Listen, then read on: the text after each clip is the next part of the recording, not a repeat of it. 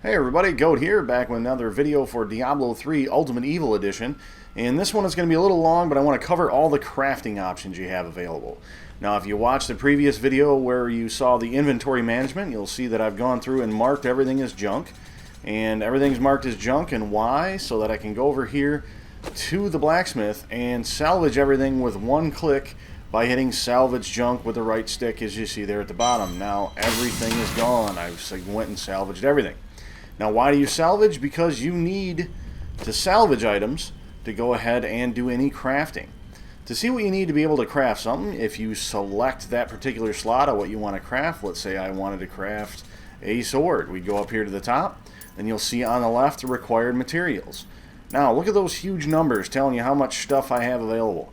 I'm not carrying any of that stuff. You look at my inventory, I have just a few.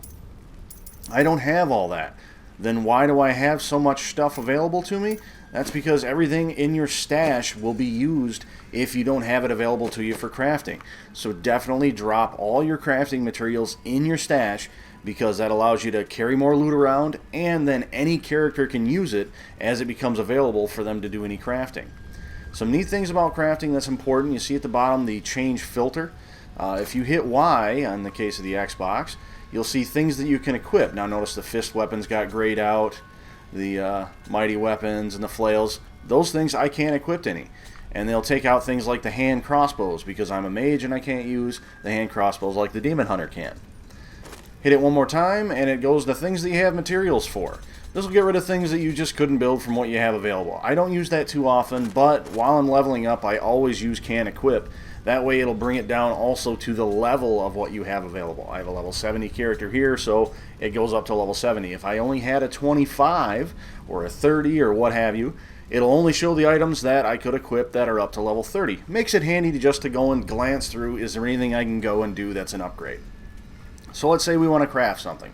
Let's see, I want to craft myself a wand. Let's see if I can craft a hallowed wand to get myself something better. We hit A, we hit A again. We hit A the first time to select it, A one more time to do the actual crafting. I could have hit B to cancel it while that progress meter is going along, but once it hits complete, the item is made. You hit A one more time, and there's the item that you got. You can scroll through the stats, you can decide what you want to do with it. You can equip it straight out. You could say I want to create another one by hitting A one more time. You could salvage it from here going, boy, this thing's horrible. This one's actually not too bad. And maybe with a little bit of enchanting, I can make it more useful. So I'm going to go ahead and hang on to that, and we'll take that over to the enchanter here in a minute. So by hitting B, we'll go back, and we'll see the different things you could cycle to. Hitting the bumpers at the top, cycle between the armor that's available, and you can repair over here, and you could salvage your items. And if you need to train them up, here's where you're going to do it. It just costs gold until you get to like level 10. When you're level 60ish, you'll start getting those dragon breaths items. They look like a yellow bottle. I believe I have some here. There they are. Death's breaths, I'm sorry, not dragon's breath. And that will be used to go ahead and level him up the rest of the way. And those won't drop until after level 60. So you won't really miss it when you get up there, because you'll train him up past what you can actually do pretty quickly by using money. Now, the old other crafter we have is our gem crafter. And what he can do, same thing, he can use things out of your inventory to craft things up. Now, what's important here is, again, changing the filter to have materials. This really comes into play as you're moving along, so you can see if there's anything that you can craft. Now, I've got a whole bunch of the marquee level things, gems, because those are the base level that drop, so yeah, I can see I can have them here. So I can just hit A, craft me up a couple more, move my way up, and you see how much it costs on the right side. Everything that gets better costs a little more. You have to get anything above here, you're going to have to be getting yourself the plans for them when you're level 60 and up. You'll see other plans being dropped throughout the thing as you play, but there's also the training here to train him up to get some of the mid-level stuff. You can remove your gems from here if you want to pull anything out. There, I just pulled that one out of there, and it cost me 300 grand. I wasn't paying attention. I didn't actually intend to do that, but that's why you want to be careful. So that's how you can pull your gems out. And if you want to socket things and see, okay, this is going to do what in there, that would actually do this. The gems in the helm will do one thing, gems in the weapon will do a different, and any other armor slot will do yet a third thing.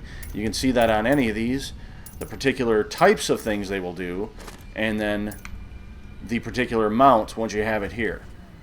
A moment of the distinction here, a mention we should say, combining you can again do from the stash. So always drop your gems in your stash. But to socket one, you do have to have it in your inventory.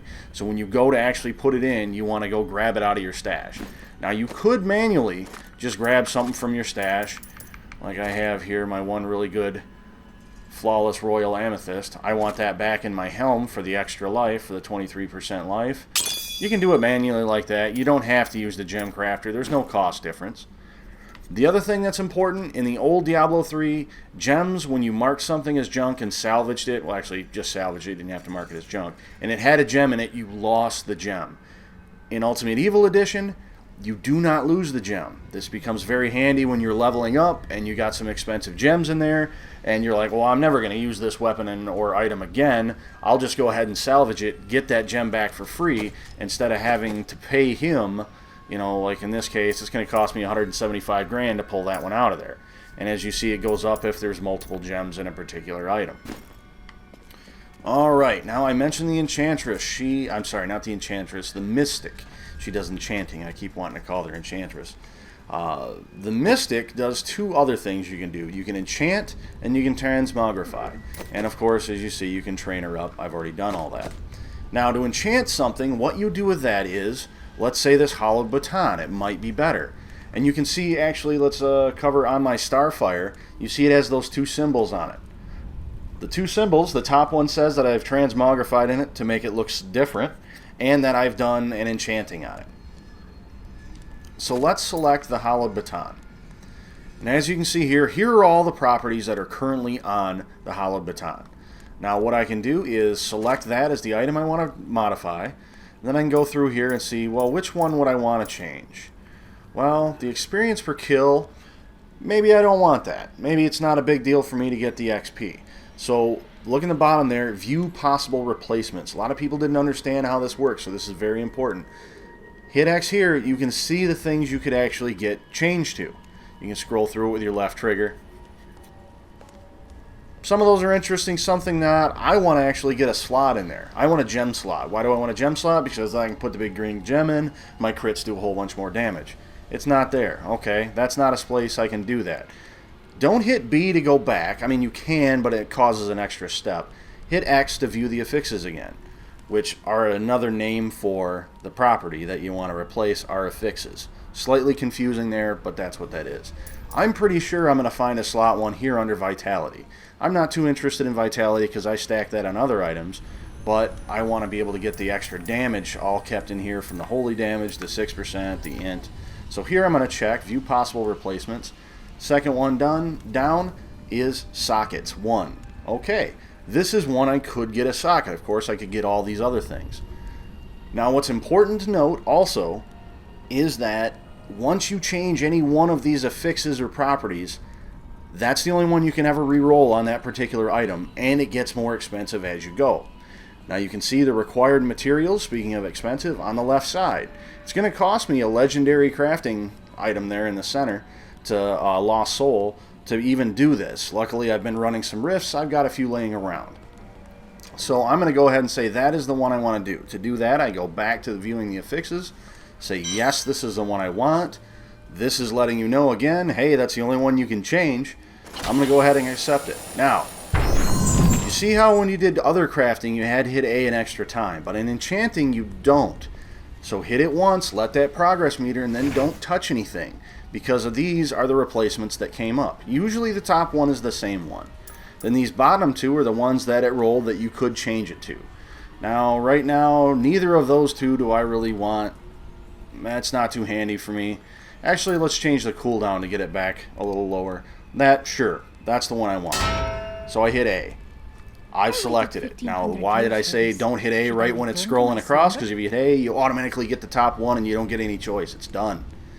Even if you say, no, all of those suck and I didn't want it, well, you still have already changed that one. That's all it gets. Now you see the symbol on the left side reduces cooldown by all skills, the left side in the center there, by 9%. That is the only one I can ever change again. So now I hit A to accept it, and it's the only one I can change. You can see up here, I rolled until I got a socket on that Starfire. So let's try changing it again, see how it goes. We're not going to touch anything. Still didn't get anything, but there's some more damage right there by doing more attack speed. Alright. Still didn't get a socket. Each time you notice the cost is going up in gold. The items still cost the same amount. We'll try one more time, and that'll call it good. There it is. There's a socket. Now that might be actually a pretty decent weapon compared to what I have with my Starfire, but I'll check that out later.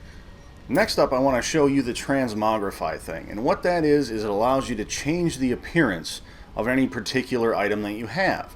Now the kicker is, though, if you want any of the fancy looks of them, you have to have picked that item up once before to essentially know how it looks.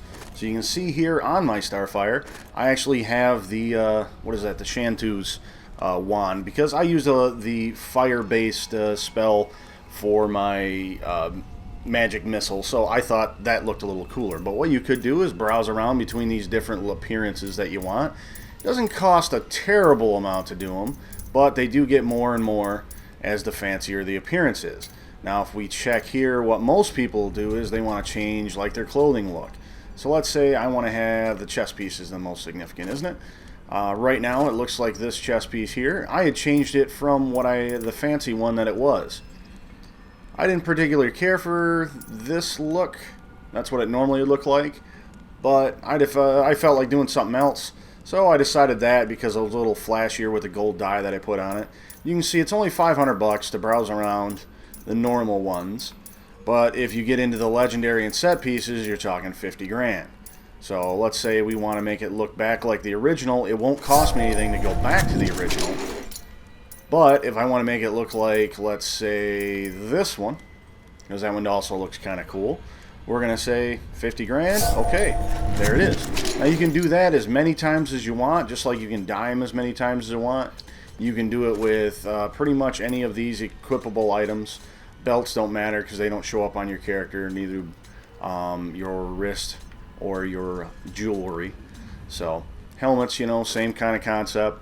That's how you can browse around and see. I found all these items or pick them up. So what you can do with a friend, and I would only suggest it with a friend or at least somebody you know, you can drop a legendary item and have them pick it up, and then they will know those particular legendary patterns. And as you can see, the ones with the kind of dark gold, bronzish look in the background, those are the legendary ones, and these are the set piece ones with the green in the background. Well, that pretty much covers everything here. That's how you change the appearance of everything. There's the blacksmith up at the top as usual, and your gem crafters over there on the left. They will be available once you unlock every one going through the story, and then they'll be in every camp. If you guys have any questions, feel free to post them in the comments section. Stop on over at the Diablo official forums, and you can check out the thread there. We'll have that posted in the description. And anytime, you know, a little kudos to us or any questions or any comments that you want to put in there that everybody can see, that has a pretty much long wall of text. But hey, if you need something to read in the bathroom, there you go.